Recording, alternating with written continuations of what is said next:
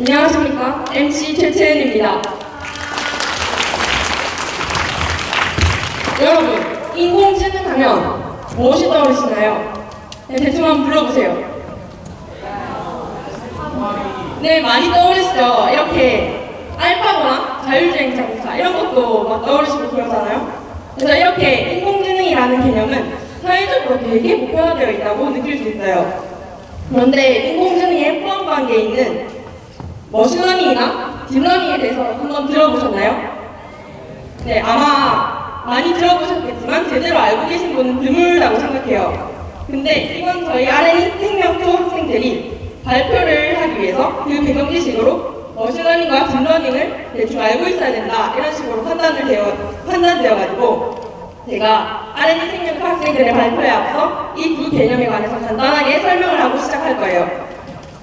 지금 약간 졸리시더라도 이 설명이 앞으로 제가 할 설명이 별로 어렵지 않은 설명이니까 대충 한번 이해해보려고 노력해주세요. 감사합니다. 지금까지 기존의 컴퓨터 프로그래밍에서 뭔가 일을 처리하는 과정을 보면은 예를 들어서 더하기를 하는 프로그램을 만든다고 가정하겠습니다. 만약 뒤의 변수를 더해서 결론을 도출하는 이런 프로그래밍을 짠다고 할 때 3과 5가 들어가면 8이 나오고 7과 11이 들어가면 18이 나오겠죠. 이런 단순 계산 여러분들도 다 할 수 있잖아요. 그런데 머신러닝은 이 수수께끼 상자 안에서 무슨 일이 일어나는지를 인간이 설명할 수 없습니다. 그래서 이 수수께끼 상자를 주로 블랙박스라고 하죠. 즉 예를 들어서 3과 5가 들어가면 8이 나오는 것 같은 이런 데이터는 쭉 있는데 이게 실제로 덧셈이라는 과정을 거쳤다는 것을 모른다는 거예요. 아까 수수께끼 상자랑 이 수수께끼 상자랑 뭔 차이점이 있죠? 모르겠어요? 가운데 원래 덧셈이었는데 물음표가 생겼잖아요. 맞죠? 그래서 이 물음표가 뭔지를 알아낼 때 물음표를 사람이 알아내서 기계한테 알려주는 것은 기존의 프로그램이고 물음표가 무엇인지 사람이 알려주지 않고 즉 사람은 모르고 기계한테 데이터를 많이 줄 테니 네가 알아서 판단하고 이거를 찾아봐라 이렇게 하는 게 머신러닝입니다. 마치 우리가 방탄소년단, NCT, 엑소 이런 사람들의 그 사진들을 되게 많이 보고 그리고 스스로 그 특징들을 판단해가지고 나중에 다른 어떤 사진을 봤을 때 이 사람이 연예인 사진인지 아닌지 대충 분간할 수 있잖아요. 그런 거랑 같다고 생각할 수 있습니다. 그렇다면은 도대체 딥러닝은 무엇일까요? 머신러닝의 모델 종류에는 여러 가지가 있어요. 근데 그 중에서는 사람의 뇌를 본뜬 구조가 있습니다. 사람의 뇌를. 그것은 굉장히 작은 처리 단위들이 서로 우리 뇌의 신경망처럼 연결되어 있어서 인공신경망이라고 부릅니다. 이러한 인공신경망 모델 구조를 써서 머신러닝 한 것을 딥러닝이라고 하죠. 자, 이제 딥러닝에 대해서 조금이라도 감이 잡히시나요? 자, 그럼 지금부터 R&D 생명초 학생들의 본격적인 발표를 시작하겠습니다.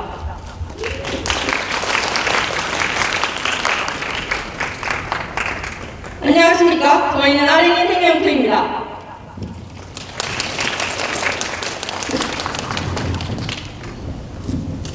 저희는 이러한 인공지능에 기반이 되는 딥러닝 기술을 바탕으로 어떻게 하면 이것을 생물적 연구로 이끌어낼 수 있을까 고민하던 중에 디지스트에 넘쳐나던 거 그게 뭐였지?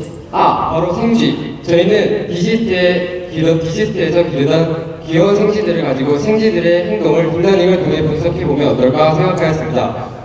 한 종류의 생쥐만 행동 분석을 한다면 연구라기보다는 살짝 관찰에 의해 지나지 않을 것 같아서 저희는 좀 특별하게 몇몇의 쥐에 특정 바이러스를 심어서 실험과 대조군으로 나누어 이 두 종류의 쥐의 행동 차이를 딥러닝을 통해 분석 비교해 보았는데요. 자, 이제 본격적으로 시작하기 전에 필요한 것이 있습니다. 바로 여러분의 함성인데요. 시작하기 전에 그러면 들을 준비 되셨나요? 그럼 시작합니다.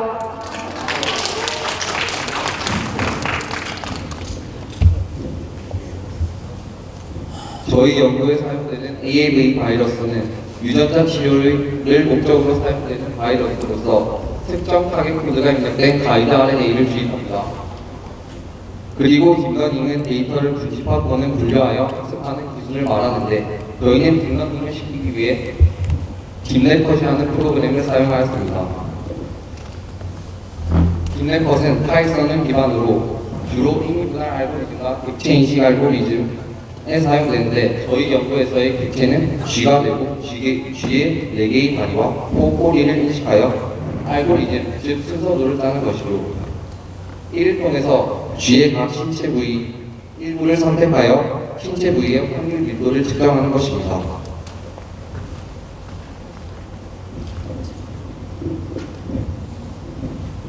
이제 이런 연구 목적을 이용한 연구의 과정을 발표할 차례인데요. 컴퓨터 과학의 내용이 다소 많아서 아린이 생명, 저희는 아린이 생명이에요. 아린이 생명 후 학생들에게 약간의 부담이 될 수 있다고 판단되어서 스페셜 게스트를 모셨습니다. 사실 이분도 아린이 생명 학생이긴 한데 그쪽 분야에서 좀 관심이 많고 정말 지식이 많아서 스페셜 게스트로 모셨고요. 그 이름은 바로 스티브 오! 박수로 맞이해주세요.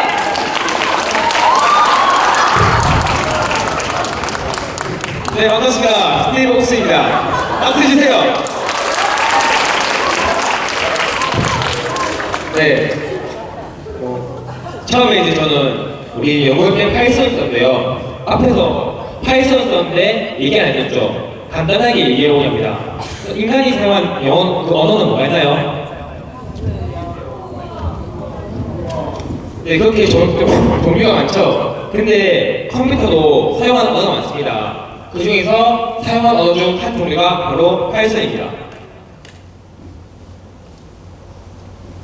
안 보이죠? 아유, 진짜 사진 안 보이네.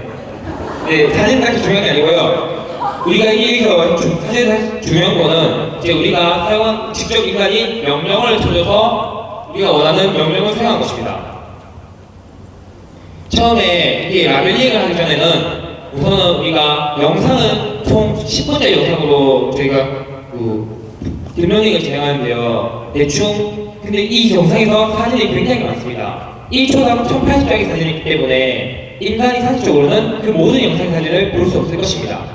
그렇기 때문에 한 영상에서 딱 250장의 사진만 뽑아서 그거를 인간이 이제 기계한테 데이터 주는 것입니다. 쥐의 코라든가 아니면 다리 아니면 꼬리 이 과정이 레이블링이고요. 그 다음에 이제 기계가 인간이 준 데이터로 지가 막점을 찍습니다. 이것이 바로 트레이닝한 과정입니다. 그리고 이빌리에이팅, 이제 기계가 자신이 학습한 데이터를 다시 뭉치고 비교하고 해서 점점 보완되는 과정이 바로 이빌리에이팅입니다. 그런데 우리가 직접 손을 찾아보니까 오류도 많이 나고 이게 저희가 알아볼 수 없는 오류 나와서 이걸 고치기 대한 시간을 굉장히 많이 썼습니다. 그것 때문에 저희는 뭘 썼냐? 바로 GUI라는 기반 프로그램을 썼는데요. 파이썬을 기반으로 하지만 차이점이 뭐냐? 우리가 훨씬 알아보기 쉽고 이해할 수 있는 언어로 되어 있기 때문에 훨씬 더 빠르게 명령을 수행할 수 있었습니다. 여기서 보는 익스트랙트라는 게 있는데요. 이게 무엇이냐면 이제 기계가 학습하면서도 자신이 100% 이거는 맞다라고 확신 못하는 것이 있습니다. 그걸 이제 우리가 추출합니다. 그리고 이제 기계가 잘못 학습한 부분에 있어서는 인간이 보정해주는 과정 것입니다. 이걸 리파이먼트합니다. 그리고 이제 우리가 같이 보정해준 데이터와 함께 기계가 이전에 학습을 잘했던 데이터와 합치는 과정을 이렇게 머지합니다. 이상 반갑습니다.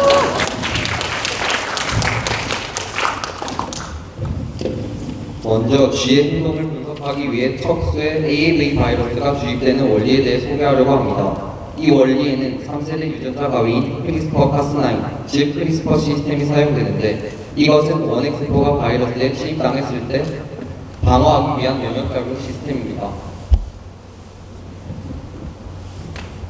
크리스퍼 시스템에 대해 알기 전에 몇 가지 용어에 대해 알려드리겠습니다. 먼저 크리스퍼는 규칙적으로 삽입되어 있는 반복적인 짧은 회문 구조를 가진 DNA인데요. 여기서 회문 구조는 앞으로 뒤로 읽어도 같은 구조를 말합니다. 그리고 카스9은 크리스퍼 부분과 같이 작용하며 가위의 역할을 하는 단백질입니다. 크리스퍼 시스템의 원리는 먼저 바이러스의 DNA가 원의 구조를 감염시키고 이 DNA를 카스9이 인식 후 크리스퍼에 삽입합니다. 그 후 넣어진 DNA는 크리스퍼 RNA 프로세싱을 통해 바이드 RNA를 지니고 카스9과 결합해 세포를 돌아다닙니다. 그 후 자신의 DNA 염기서열과 같은 외부 DNA 염기서열을 인식하여 이를 잘라 교체하는 방식입니다.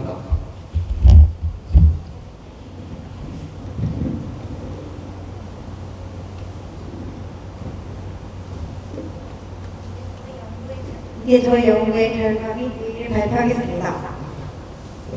다음 자료는 딥네컷을 사용해서 일반적 AAV 바이러스를 감염시킨 쥐의 행동 방향을 레이블링해서 쥐의 테일 베이스, 즉 꼬리의 좌표값 따위를 분석해 좌표값들의 분포를 좌표 평면에 나타낸 사진인데요.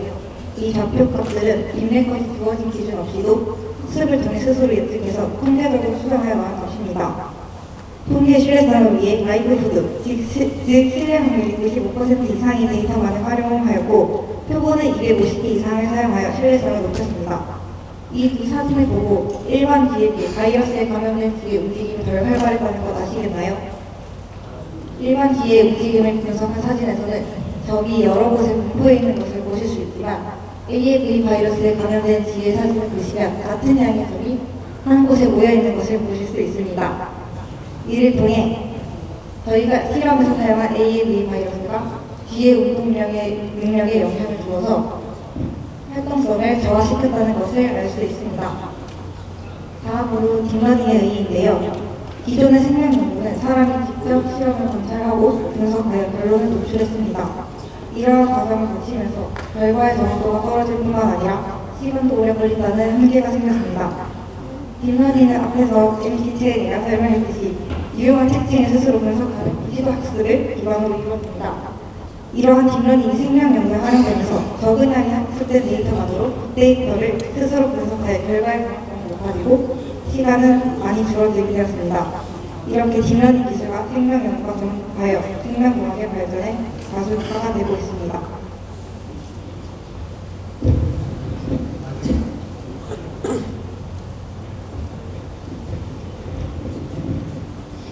딥러닝에도 좋은 점만 있지는 않겠죠. 다음으로 딥러닝의 한계에 대해서 소개해 드리겠습니다.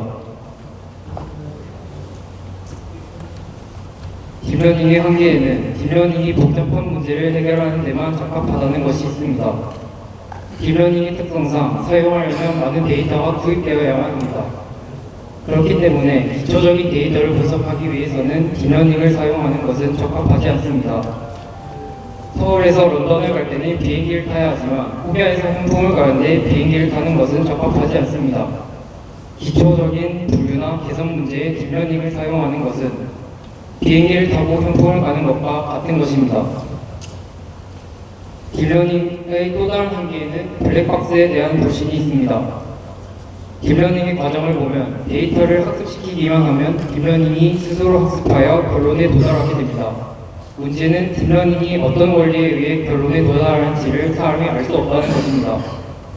문제가 주입되고 결과가 나오는 이 중간 과정을 블랙박스라고 합니다. 여러 조직 경영진의 60%가 딥러닝 사용을 꺼리는 이유로 이 블랙박스를 꼽았고 유럽 의회에서 개인정보 보호를 강화하기 위해 만든 통합규정인 GDPR에서는 알고리즘에 기초한 결정을 인간이 검토할 권리를 명시하고 있습니다. 다음은 딥러닝을 이용한 우리 실험의 한계입니다. 딥러닝을 구동하기 위해서는 컴퓨터가 필요한데 이때 딥러닝에 필요한 최소 사양에 비해 우리가 가진 컴퓨터의 사양이 낮다는 것이었습니다. 이로 인해 딥러닝을 실행할 때 많은 시간을 소비했고 또 많은 오류를 발생시켰습니다. 두 번째로 우리가 사용한 딥러닝 프로그램인 딥랩컷이 발전되고 있는 단계에서 실험을 진행하여 실험 도중 프로그램이 업데이트되는 등 번거로운 점이 많았고 많은 오류가 발생하였습니다. 세 번째로 연구 특성상 많은 시간을 필요로 했는데 연구 시간이 부족했고 또 전문적인 프로그램을 컴퓨터 언어를 이용하여 사용하기에는 저희의 프로그래밍 능력이 부족했다는 점이 한계가 있었습니다.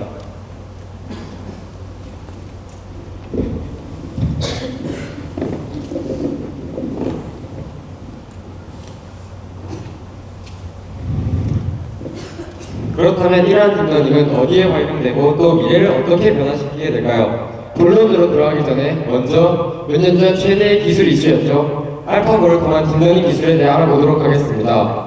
알파고, 이 딥러닝 기술은 먼저 기계학습과 연계된 것으로 흔히 인공지능 AI라고 불립니다. 이 기술은 인간의 뇌를 벤치마킹한 기술로 스스로 학습을 하고 수많은 경험을 쌓은 후 그 다음에 보다 더 정교한 판단을 할 수 있게 하는 기술입니다. 즉 인공지능이 잘 못하는 추론이라는 걸 할 수 있게 된 것이죠. 여기서 추론이라는 단어가 매우 중요합니다. 즉 다시 말하자면 비슷한 두 가지에 대안이 있다면 이 두 가지 중에 어떤 것이 좋은지 기존의 컴퓨터는 판단하지 못했다면 딥러닝을 이용한 인공지능 기술은 이를 쉽게 그리고 스스로 판단할 수 있게 되었다는 것입니다. 이러한 딥러닝을 이용해 고해상도 이미지를 픽셀로 변환한 이미지를 다시 원본 이미지로 추론하는 기술이 바로 픽셀 복원 기술. 박수 한번 주세요. 솔직히 박수는 따라 치셨지만 솔직히 무슨 말인지 방금 한 말 잘 모르셨죠? 쉽게 설명하면 맨 오른쪽 사진이 원본, 그리고 이것을 일부러 압축시킨 사진이 맨 왼쪽 사진이고 컴퓨터가 이 맨 왼쪽 뭉개진 사진을 가지고 딥러닝을 사용하여 해상도를 좀 높여서 복원, 즉 원본 사진에 가깝게 추론한 것이 바로 중간 이미지입니다. 보시면 아시겠지만 중간 이미지와 오른쪽 원본 이미지가 같지는 않겠지만 그래도 비슷하게 복원이 되었다는 것을 알 수 있죠. 이것은 즉 컴퓨터가 딥러닝을 이용해서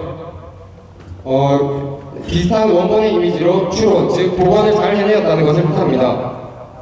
두 번째는 바로 색 복원 기술인데 기존에는 증명사진처럼 손상된 특백 사진에 컬러화 작업을 하면 손상된 영역 주변에 색깔이 좀 이상하게 칠해지는 경우가 문제가 많았습니다. 이를 해결하기 위해서 사진의 손상된 영역을 먼저 복원한 후 그 다음에 컬러화 작업을 진행하는 방법을 제안했는데 이때 먼저 복원하는 과정에서는 딥러닝 모델을 이용하여 좀 더 고해상도로 그리고 좀 더 선명하게 복원하기 위해서 딥러닝 모델을 사용하고 결과적으로 좀 더 사실적인 컬러화 복원이 되었습니다.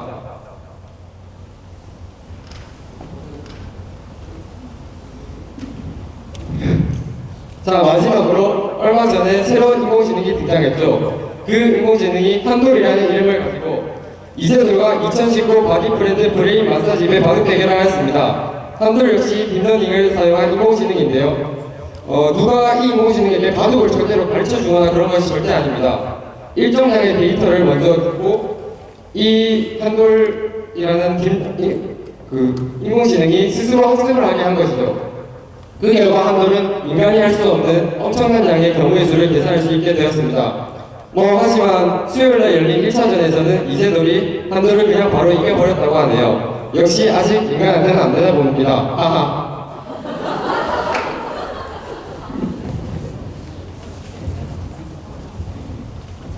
이상으로 저희 R&D 생명투의 발표가 끝이 났습니다. 근데 저희가 기존의 R&D의 약간 다소 딱딱한 부분 그런 걸 개선하려고 이런 발표 형식을 좀 취했었는데 좀 재미있으셨나요?